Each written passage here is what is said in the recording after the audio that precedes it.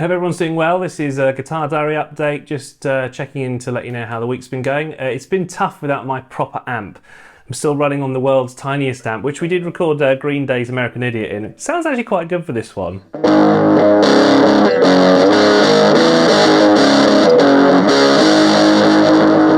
I suppose it's teaching me a lesson that it's not always about having super expensive equipment in terms of amps and guitars, although admittedly this is still a relatively expensive guitar.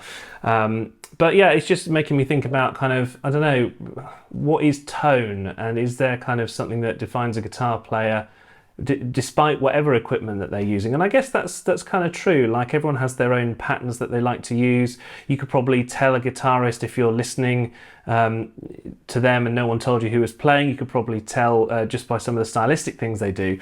And maybe, I don't know, I'm very good at kind of copying people and imitating styles, but you know, how would you define what your style is? I guess you take bits from everyone that you like and kind of incorporate them together. It's just worth having a think about, you know, what makes you as a guitarist different to all the other kind of established figures in the world of electric guitar playing. Just worth a little thought. Something else which we've been checking out on the channel in the American Idiot video is just a little trick about power chords, which I'll just show you in this little guitar diary, because it's nice to have a few tricks up your sleeve. That riff goes like this.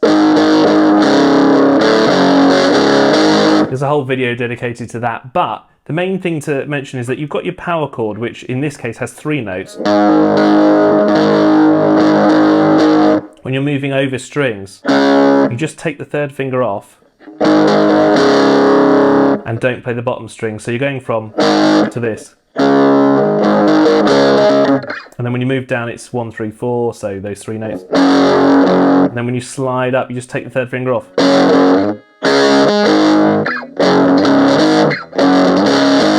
Just try that out, because actually you'll be surprised just how useful that is when you're doing all sorts of songs. You had the Kinks with power chord moves. And when you're changing strings particularly, it's nice to have a little trick up your sleeve.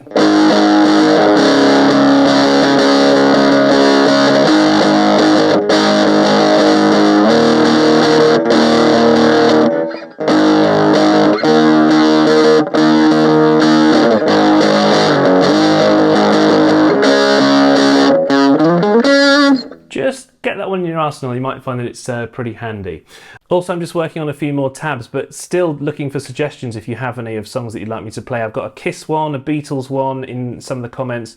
You're always welcome to get in touch. There's an email address actually there as well if you'd like to email and ask about anything really. And yeah, we'll see if we can help you out. But looking at doing another Green Day song, Wake Me Up When September Ends.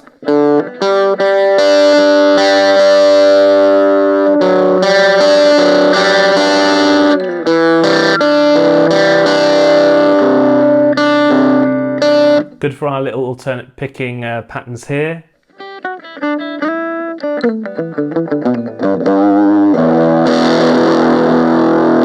And I'm also thinking of, you know, those awesome artists who like create an artwork and they do stop motion. I'm thinking of doing a stop motion for a tab, just to show you the process of, you know, me listening to the tracks and then writing it out just from stopping videos, starting and pausing and all that stuff, because it takes an absolute age. Like I discovered recently when we were looking up at Wake Me Up When September Ends, in some of the album version is like this. But the live version is a different finger patterning and picking patterning, which sounds very different. And I sometimes get a bit annoyed at artists when they don't play it the same way as the record, because then if you're trying to learn it particularly, it's so difficult. But on the other hand, of course, that's the joys of live performance.